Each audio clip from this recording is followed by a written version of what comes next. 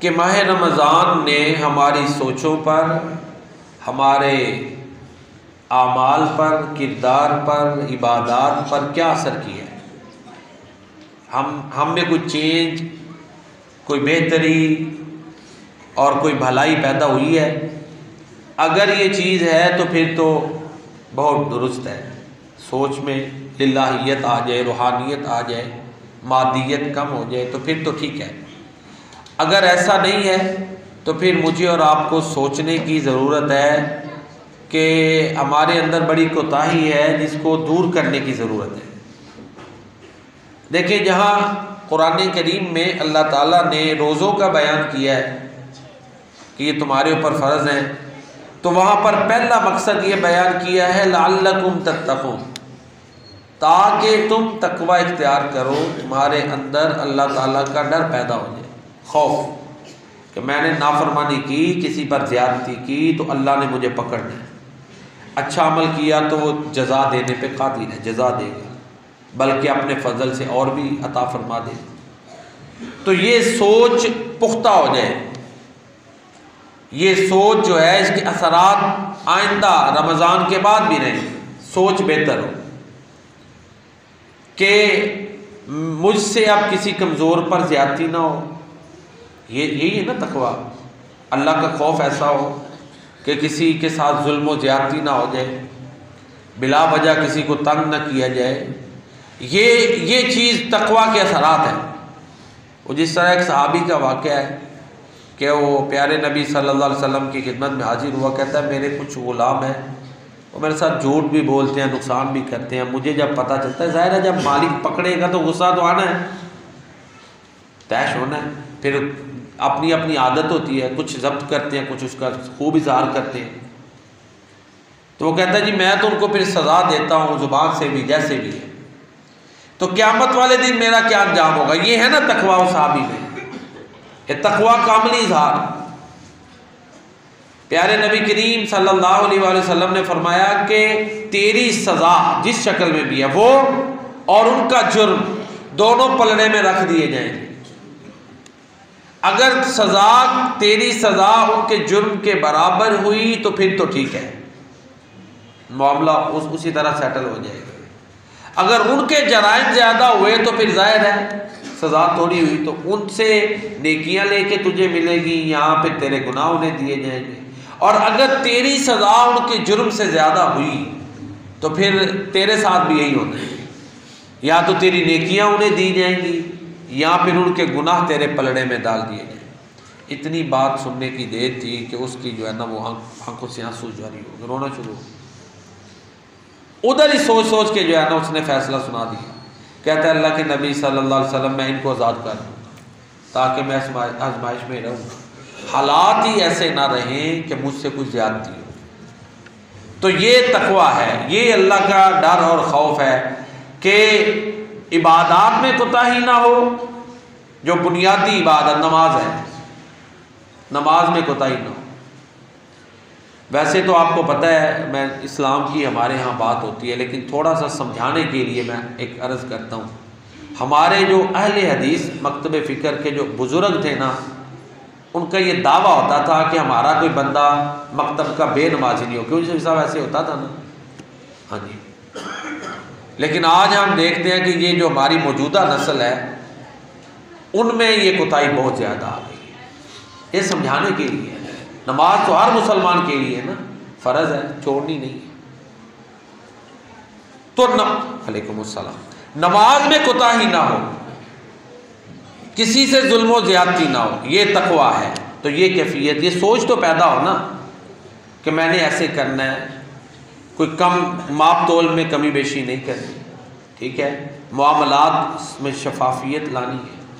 कल एक जगह बात हो रही थी तो उधर यही बात होते होते उन्होंने ये कहा कि जी हमारे ज़ाहिर है रेशो बहुत ज़्यादा है, अल्हम्दुलिल्लाह, अच्छी बात है, ये खूबी है, इसको छोड़ना नहीं चाहिए। खूबी एक मौजूद है तो उसको कायम रखें, दूसरी खामी को बेहतर करें, खूबी को कायम रहने दें। हाथ जुमरा हमारे लोग बड़ी तादाद में करते हैं, लेकिन करप्शन भी ज़्यादा है। तो उधर वो बात करते करते ज़ाहिर है मेरा मकतब मौलवियत से ही है, अल्लाह ताला ने ये इज़्ज़त दी हुई है कि खुतबा जुमा का एक एजाज़ दिया हुआ है, कुरान की हिफ़्ज़ की सआदत दी हुई है अल्हम्दुलिल्लाह। तो वो कहने लगे ये मामला है। उधर ही फिर बात करते करते एक ये भी हुई कि चूँकि आज के जो उलमा हैं उनके पास वो इम्प्लीमेंटेशन की ताकत नहीं, ज़ाहिर है दफ्तरों में महकमों में उनके पास वो कैफियत नहीं होती, वो दूसरे लोग तो ख़ुद उलमा इबादात पे ज़ोर देते हैं या इख्तलाफी मसलों पे देते हैं, मामलात को तो ज़ेर बास लाते ही कम है। लोगों की तरबियत कैसे हो, तो मुझे फिर एग्री करना पड़ा ना उनसे। हमारे तो अब थोड़ा थोड़ा रुझान बांध रहा है, नहीं तो इल्म गैब के मसलों पे जुमे पढ़ाए जाते थे, पूरा जुमा उस पर लग गया। भाई अवाम का क्या ताल्लुक है इल्म गैब के? बस छोटी सी बात बताओ, ये अकीदा है, दलाइल तो ये मौलवियों का काम है, उनकी निजी महफिलों के ये मसले हैं, नूर बशर का मसला है, ये मौलवियों के अपने दलाइल हैं। अवाम को नतीजा चाहिए, जुमात में इस पे लगा देने उसकी बजाय उनको अखलाकियात सिखाए जाएँ, मामलात बयान किए जाएँ ताकि हमारे मुआशरे में बेहतरी हो इबादात के साथ। तो अगर हम तंग नज़री सिखाएंगे ये भी तो दुरुस्त नहीं।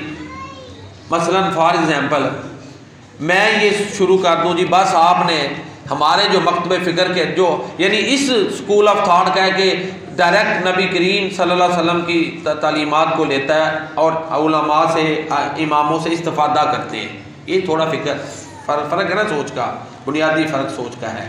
हम ये सोच रखते हैं कि कुरान और सुन्नत महफूज हैं और अल्लाह के प्यारे नबी सल्लल्लाहु अलैहि वसल्लम ने यही कहा। हालांकि उस वक्त अबू बकर सिद्दीक मौजूद थे, उमर फ़ारूक मौजूद थे, अली मुर्तज़ा मौजूद थे, हसनैन करीमैन मौजूद थे। आपने ये कहा कि मैं तुम्हारे अंदर कुरान और सुन्नत छोड़ के जा रहा हूँ। गौर करें ज़रा, पकीज़ा तरीन हस्तियाँ मौजूद थी, तो बाकी तो फिर नीचे रह गए ना उलमाए किराम, आइम्माए किराम। तो अर्ज़ करने का मकसद ये है कि जो हम डायरेक्ट कुरान और सुन्नत को कहते हैं फॉलो करो, इस्तिफ़ादा करें, ठीक है, और दूसरे जो हैं वो आइम्माए किराम के ज़रिए से इस्तिफ़ादा करते हैं। तो हम इन्हीं मसाइल में जो है ना लोगों को जो है ना वो ले के चले जाएं और तरबियत की तरफ ना लाएं और इन्हीं जो है ना मसाइल में लोगों को लगाए रखें और फ़िक़ही मसाइल छेड़े रखें, तो फिर इस्लाह तो नहीं ना होगी। तो खुलासा गुफ्तगू ये है कि तक़वा सोच ये बेहतर हो, सोच बेहतर हो कि भाई अल्लाह ताला मेरे हर अमल को देख रहा है और वो मुझे नेकी की जज़ा देगा, बुराई पे सज़ा देगा। अब मैंने अपना किरदार ऐसा करना है कि किसी से ज़्यादती ना हो। माह रमज़ान का एक जो है ना वो इसको शहरुल सब्र भी कहा गया, शहरुल मुवासात है जी इसका एक नाम, अगरचे हदीस इसमें ज़ोफ़ है, शहरुल मुवासात कहा गया माह रमज़ान। तो शहरुल मुवासात का माना हमदर्दी का महीना, इसमें हमदर्दी होती है। तो ये जज्बात बाद में भी रहे ना, ज्यादती तो दूर की बात, हमदर्दी उससे अगला स्टेप है। किसी के साथ खैर खाई करना, ये ज्यादती जुल्म ज्यादती तो ये ना आप उससे भलाई करते ना जुल्म करते हैं, हमदर्दी दर्जा उससे आगे आ जाता है कि जुल्म तो दूर की बात उसके साथ भलाई करनी है। तो ये जज्बात भी माह रमज़ान इंसान के अंदर डेवलप करता है, परवान चढ़ाता है। तो ये जज्बात भी जो है ना रमज़ान के ख़त्म होने के साथ साथ मौजूद होने चाहिए, ठीक है जी। तो इसी तरह जो है वो दूसरा बड़ा मकसद जहाँ रमज़ान का ये रोज़ों का बयान है वहाँ पर आता है वली तुकब्बिरुल्लाह अला मा हदाकुम, ताकि तुम अल्लाह की बड़ाई बयान करो उस पर जो अल्लाह ने तुम्हें हिदायत दी। अल्लाह ने हिदायत दी है, उसकी बड़ाई, उसका शुक्र अदा करो। बड़ाई में शुक्र आ जाता है, अल्लाह का शुक्र का जज्बा पैदा हो, बाद में भी शुक्र गुजार रहे, लोगों के भी शुक्र का जज्बा पैदा हो, क्योंकि आपने फरमाया जो लोगों का शुक्र अदा नहीं करता, शुक्रिया अदा नहीं करता, वो अल्लाह का शुक्र अदा नहीं करता। तो ये चीज़ भी है वली तुकब्बिरुल्लाह अला मा हदाकुम। तो शुक्र वाले एहसासात और जज्बात, अल्लाह की बड़ाई बयान करना और उसका अमली इजहार ईद की नमाज है। ईद जैसे ही ईद की नमाज ईद उल फितर की आती है, अल्लाह की बड़ाई बयान करते हुए तस्बीहात ज़्यादा पढ़ी जाती हैं, तकबीरात, तो ये भी अमलन इजहार है। तो ये रोज़ों का ये असर हो कि अल्लाह की बड़ाई को सही तौर पे माने, उसकी वहदानियत को माने, उसकी तौहीद को माने।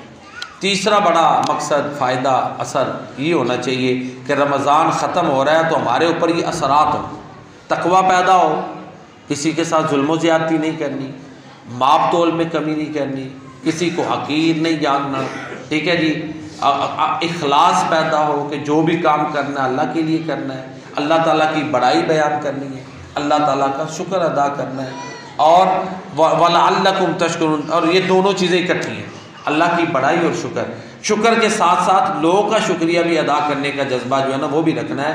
ये नहीं है कि कोई नेकियां भी करे, जी अल्लाह ने मैंने तेरे को करवा कर दिया, ठीक है करवाया तो अल्लाह नहीं है, उसने किया, उसका भी एहसान मानना चाहिए, ठीक है ना। कुछ लोग ऐसे होते हैं, कई महफिलों में होते हैं, कोई किसी ने ऐसे महफिल में खाना ही खाया है ना, तो उसने मानना नहीं ना, उसको दिल में कोई और वजह है, उसको मानना नहीं होता, तो इसका सहारा लेते, लो जी तुसा को अल्लाह ने थोड़े को खुआया बस, क्योंकि उसका शुक्रिया नहीं ना अदा करना चाहता। तो जुमला तो बड़ा अच्छा है, लेकिन पीछे जो मोटिव होता है वो यही होता है कि उसको मानना नहीं, उसको नहीं कहना कि यार शुक्रिया तूने होता है, यही पीछे आमतौर पे जो है ना मोटिव होता है। तो लोगों का शुक्रिया अदा भी करना है, अल्लाह का शुक्र भी अदा करना है, और इससे जो है ना वो जज़ाकल्लाहु खैरा ज़बरदस्त है, अल्लाह तुम्हें बेहतर जज़ा दे। इससे ज़्यादा उम्दा अल्फाज शुक्रिया के हो ही कोई नहीं सकते, ये थैंक यू या और जो भी अल्फाज हैं वो नीचे रह जाते हैं, इससे ज़्यादा जामे लफ्ज़ ही कोई नहीं है, जज़ाकल्लाहु खैरा, अल्लाह तुम्हें बेहतर जज़ा दे। तो अल्लाह के ख़जाने लामहदूद हैं, वो जैसे भी चाहें वो बेहतर जज़ा दे सकते हैं। अर्ज़ ये कर रहा हूँ कि माह रमज़ान के हमारी सोचों पर, किरदार पर असरात होने चाहिए और बाद में भी रहने चाहिए, ये मौजू चल रहा है। प्यारे नबी करीम सल्लल्लाहु अलैहि वसल्लम का फरमान है, आप फरमाते हैं मल्लम यदा क़ौल अज़्ज़ूर वल अमल बी फ़लैसा लिल्लाहि हाजतुन फ़ी अन यदा ताअमहु व शराबा, जो झूठ बोलना और उस पर अमल करना नहीं छोड़ता, अल्लाह को उसके भूखे प्यासे रहने की कोई ज़रूरत नहीं है। अब देखें ना, किरदार साजी आ गई। पहले जो था वो जहन साजी थी, जो पहला हिस्सा था ना जो मैंने कुरान की रोशनी में पेश किया, रोज़ों का मकसद है जहन साजी, तकवा पैदा हो, शुक्रिया का एहसास पैदा हो, अल्लाह की बड़ाई पाने, ये चीज़ें आ गई थी। लोगों के साथ हमदर्दी के जज्बात पैदा हों। अब साथ ही कैरेक्टर बिल्डिंग है, वो किरदार साजी कि जो झूठ और उस पर अमल नहीं छोड़ता, अल्लाह के नबी फरमाते हैं कि उसके भूखा प्यासा रहने की अल्लाह ताला को कोई ज़रूरत नहीं। ज़ुबान का दुरुस्त इस्तेमाल करें, ज़ुबान की इस्लाह हो। एक सहाबी प्यारे नबी करीम सल्लल्लाहु अलैहि वसल्लम की खिदमत में हाजिर हुए और अर्ज़ की, अल्लाह के रसूल सल्लल्लाहु अलैहि वसल्लम, मन नजात कैसे हासिल की जा सकती है? आप सल्लल्लाहु अलैहि वसल्लम ने फरमाया, अमलिक अलैका लिसानक, अपने खिलाफ अपनी ज़ुबान को कंट्रोल में रख, वल यसा का बैतुका, तेरा घर तुझको संभाले, अपना एहतसाब किया कर कि मेरे अंदर क्या खामी है, मेरे अंदर क्या खामी है, ये है अपना एहतसाब। वब की अला खतीअतिका, अपनी गलतियों पर रोया कर कि ये गलतियाँ। जब इंसान गलतियों की पे रोएगा, अच्छाइयाँ तो हैं ही हैं ना, उसमें आजिज़ी ज़्यादा आएगी।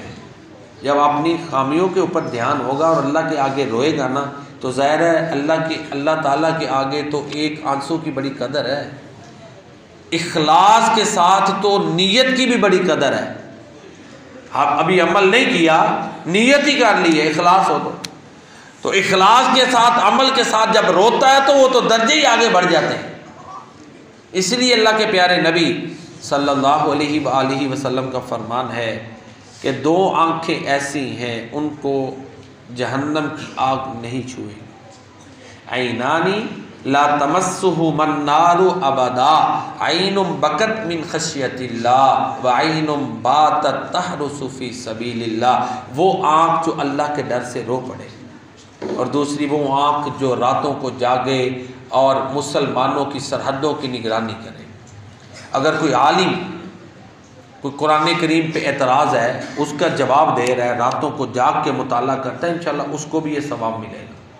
जो भी इस्लाम की हिफाजत की कोई भी शक्ल है, एक बंदा साइंटिस्ट है, वो कहता है मुसलमान असलहा में ताकत में आगे बढ़े, वो दिन रात गुजार रहा है, नीयत ये है कि अल्लाह राज़ी हो, बाकी दुनिया की उसको तनख्वाहें भी मिल रही हैं, मामले भी, इंशाल्लाह वो भी इसमें शामिल हो जाएंगे। एक फ़ौजी सरहद पे खड़ा है, एक बंदा चौकस है, जो भी अपनी फील्ड में जो भी जहाँ भी जो किरदार अदा कर रहा है ना, रातों को जाग के इस्लाम की सरबुलंदी के लिए, वो इसमें शामिल होगा।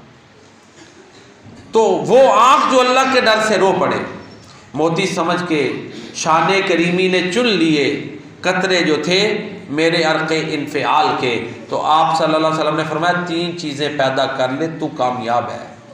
अपनी ज़ुबान को कंट्रोल में रख, अपनी ख़ताओं पे रोया कर, और तेरा घर तुझको संभाले।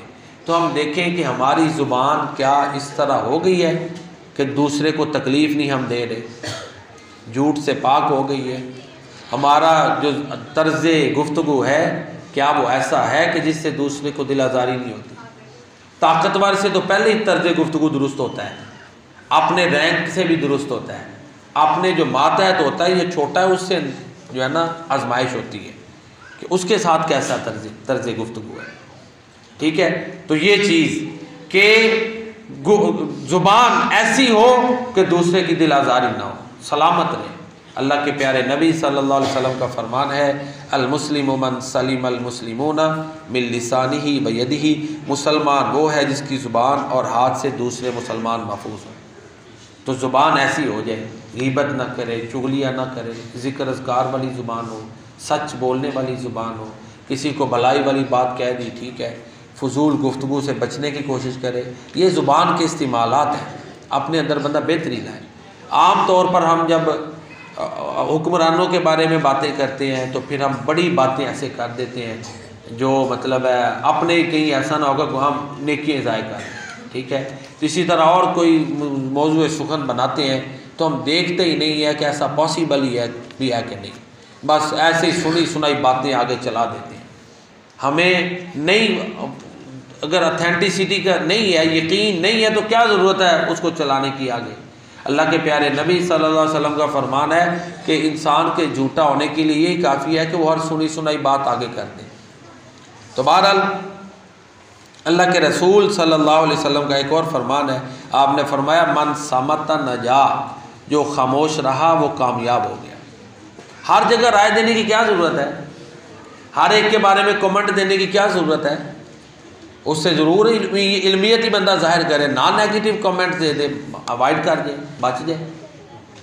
ठीक है जी, अगर देने हैं तो फिर अपने ज़िम्मे तो ले रहा है ना, अवॉइड कर ले। तो आपने फरमाया जो खामोश रहा वो कामयाब हो गया। बड़ी ऐसी होती है जगह जहाँ हमारी पता नहीं है, या ऐसे वो टॉपिक ही ख़तरनाक होता है कि एक जुमले से ही बड़ा मामला हो सकता है, खामोशी इख्तियार कर ले। लेकिन हमारी महफिलों में हम देखते हैं कि ये चीज़ें नहीं, ये रोज़ों की ये तरबियत है जो हमारे अंदर पैदा होनी चाहिए। ये रमज़ान गुजर रहा है, ये कैफियत हमारे अंदर पैदा होनी चाहिए। एक सहाबी के बारे में आता है अलकमा रज़ी अल्लाह ताला अन्हु, वो कहते हैं कि एक हदीस पढ़ी, हदीस ये है कि बंदा बाज़ दफ़ा एक जुमला कहता है उससे अल्लाह के बड़ा करीब हो जाता है, और बाज़ दफ़ा एक जुमला अल्लाह की नाराज़गी कहता है। हदीस का मफ़हूम है कि इतना नाराज़गी का जुमला होता है कि वो अल्लाह ताला से दूर, इवन के जहन्नम में उसको ले जाने का सबब बन जाता है वो जुमला। ये हदीस पढ़ के सहाबी कहते हैं इस हदीस ने मुझको खामोश करवा दिया, कम गो बना दिया, कम गुफ्तगू वाला बना दिया, ज़रूरत के तहत गुफ्तगू। तो वैसे भी एक आलिम की शान है, जाहिल का पर्दा रहता है कम गुफ्तगू में। तो ये चीज़ भी, जहाँ ज़हन साजी होनी है वहाँ किरदार साजी भी इसके साथ ज़रूरी है। फिर वो देखे हमारे जो असलाफ थे, मेरे जहन में आ रहा है कि वो जब रमज़ान गुज़रता था, हमारे नेक बुज़ुर्ग लोग जो गुज़रे हुए हैं, जब रमज़ान गुज़र जाता था तो उनको फ़िक्र लायक होती थी कि कहीं कोई ऐसी गलतियां ना हो जाएं कि नेकियां ज़ाय हो जाएं, बल्कि दुआएं करते थे कि या अल्लाह ये जो इबादत की हैं कबूल फरमा ले, वो दुआएं करते थे। तो ये हमारे असलाफ का तरीका है। तो हम अगर रमज़ान में ही हमारे एटीट्यूड ऐसे हो जाएंगे कि जिसमें ख़तरनाक चीज़ें हैं तो ये दुरुस्त नहीं, फिर रमज़ान से हमने वो सबक हासिल नहीं किया। तो ये हमारे असलाफ का तरीका था कि 6-6 महीने तलक उन्हें फ़िक्र रहती थी कि जो नेकी हमने की है वो कहीं ज़ाय ना हो जाए। तो लिहाजा ये चीज़, अल मुस्लिमु मन सलिम अल मुस्लिमूना मिन लिसानिही व यदिही, मुसलमान वो है जिसकी ज़ुबान और हाथ से दूसरे मुसलमान महफूज हों। एक और हदीस में आता है, अल्लाह के रसूल सल्लल्लाहु अलैहि वसल्लम फरमाते हैं, खैरुन नासी मन यनफ़उन नास, लोगों में से सबसे अच्छा वो है जो लोगों को नफ़ा देता है, नफ़ा बख्श मुसलमान बने। और उसके बारे में ये सोच हो जाए कि खैरुकुम मन युरजा खैरुहु व युअमनु शर्रुहु, तुम में से बेहतरीन वो है जिससे खैर की तवक्को हो और उसके शर से लोग अमन में हो। लोग उसके साथ मामला भी करें तो उन्हें पता हो कि यहाँ से शर नहीं मिलेगा।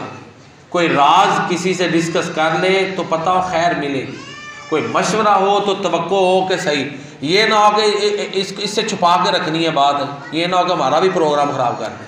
ये लोग ऐसे भी तो होते हैं ना, जिनसे लोग छुपाते हैं कि इसको पता चल गया तो इसने, चलो नॉर्मल रहने की दूर बात है, ये हमें भी खराब करेगा।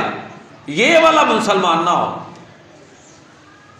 देख, मैं और आप सोचे ना, मुझे भी बेहतरी की ज़रूरत है, आपको भी ज़रूरत है, सबको इस्लाह की ज़रूरत है।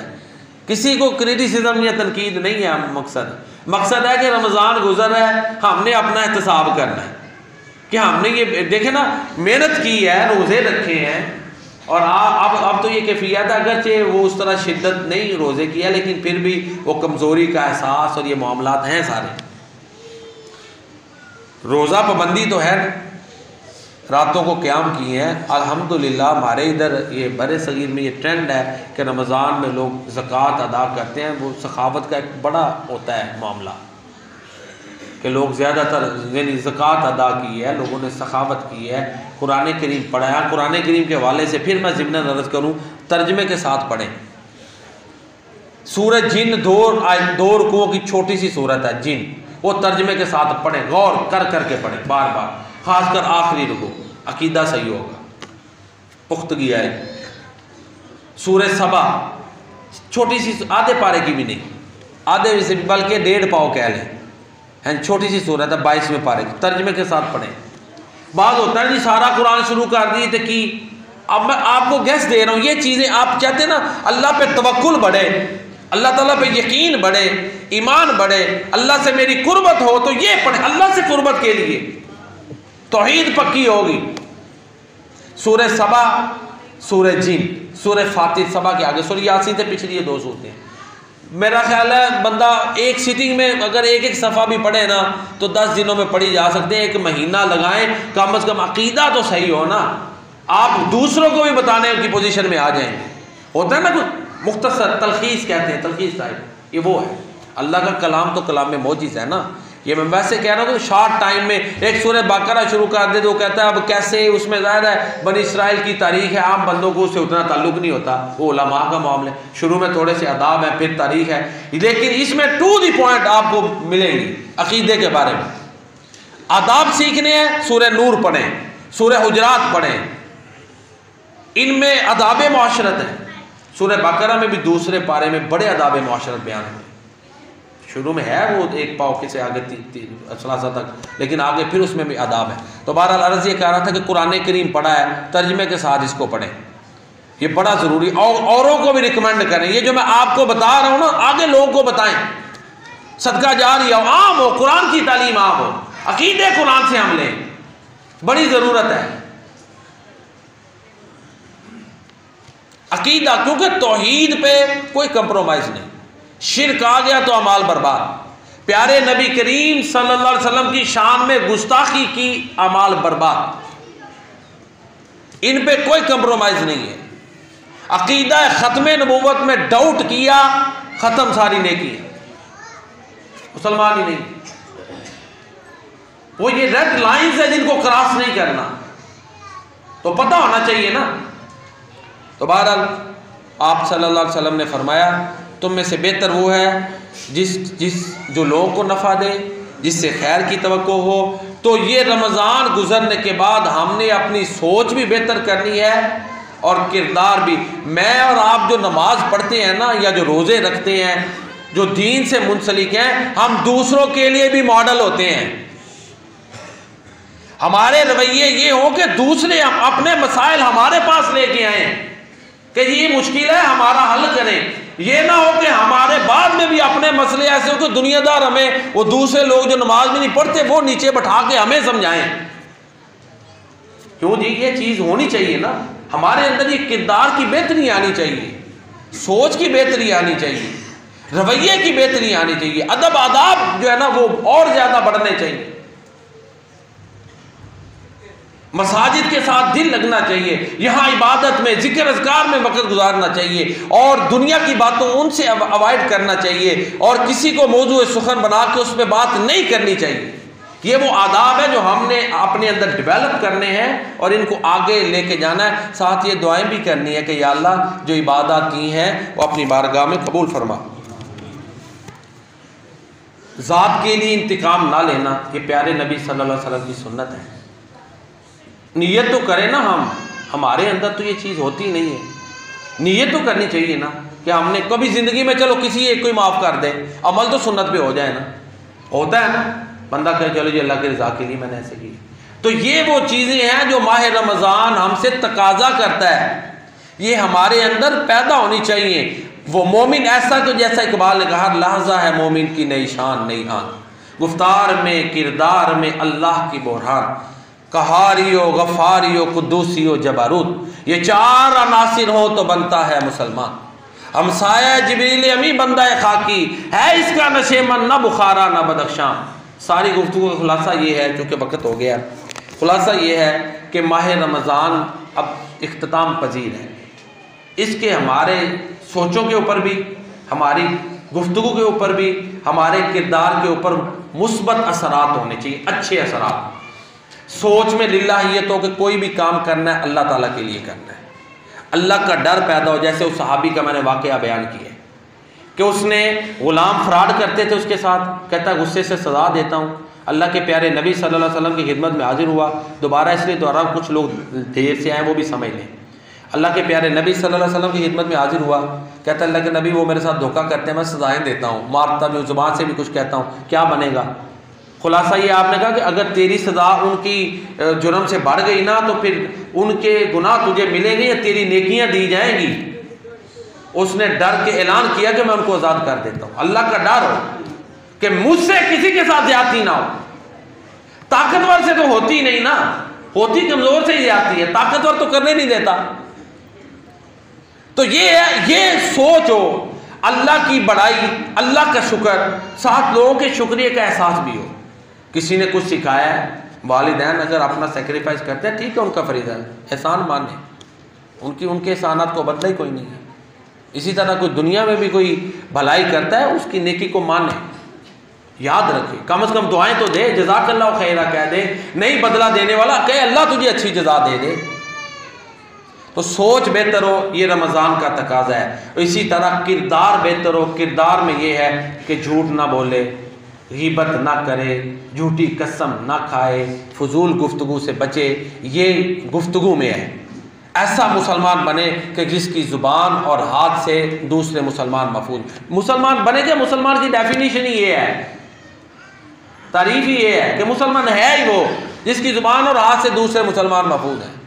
ज़रूरत ये इबादत के साथ ये हमारे मामलात सोचे दुरुस्त हो, इसकी ज़रूरत है। ये हमारे अंदर फॉल्ट हैं, ये हमारे अंदर कोताही है जो पूरी दुनिया में देखी जाती है। इबादत करें, मैं नहीं रोकता, इबादत तो अल्लाह की तौफीक है। ज़रूर आप तस्बीहात और पढ़ें, ज़िक्र कुरान का और करें, और मसाजिद को आबाद करें, मामलात को भी बेहतर करें, ये भी ज़रूरी है। ये नहीं कि आप इबादत को कोसना शुरू कर दें जैसे कुछ लोग होते हैं। नहीं, अच्छी चीज़ है ना, एक अच्छी चीज़ को रहने दें, जो खामी है उसको दूर करें। ऐसा मुसलमान हो जिससे खैर की तवक्को, कि मशवरा किया जाए तो अच्छा मशवरा मिलेगा, कोई ज़रूरत पड़ गई है तो अच्छा मामला होगा, कोई काम पड़ गया तो अच्छा मामला होगा, कोई भी मामला गलती हो गई है उससे तवक्को हो कि ये माफ़ कर देगा, हो गई, यानी खैर की तवक्को। इंसान परफेक्ट तो कोई भी नहीं है ना, चलते वक्त 100 गलतियाँ ऊँच नीच, फिर जैसे हमारे हालात है, कभी को टेंशन में है, कभी को किसी परेशानी में है, कभी को किसी फिक्र में आ रहा है, कोई जिम्मेदारी है, यानी कैफियत भी अजीबो गरीब होती हैं। ये भी तो बंदे के मिजाज के ऊपर असरअंदाज होती हैं चीज़ें। वो टेम्पर अपन लूज कर सकता है, हो सकता है एक बंदा बड़ा साबिर हो लेकिन उस वक्त उसके लिए परेशानी बनी है, कुछ नहीं कर सका, वो उतार चढ़ाव तो सारा कुछ होते हैं। तो मोमिन वो है, वैसा मुसलमान बने रमज़ान के बाद कि जिससे खैर की तवक्को हो, जिसकी ज़ुबान और हाथ से लोग महफूज रहें, और जो है जो ज़ात के लिए इंतकाम ना ले। ये है, ये मुझे और आपको अपना एहतसाब करना चाहिए। फिर आखिर में फिर वही बात जो मैंने बार बार की है, अस्लाफ के तरीके को अपनाना चाहिए। जब मेहनत की है तो दुआएं करें, कि अल्लाह हमारी नेकियों को कबूल फरमा। और जो असलाफ को फ़िक्र रहती थी, दुआएं करते थे, आज ही आती है ना, इसमें भी बड़ाई नहीं आएगी जब ये कहता रहे कि या अल्लाह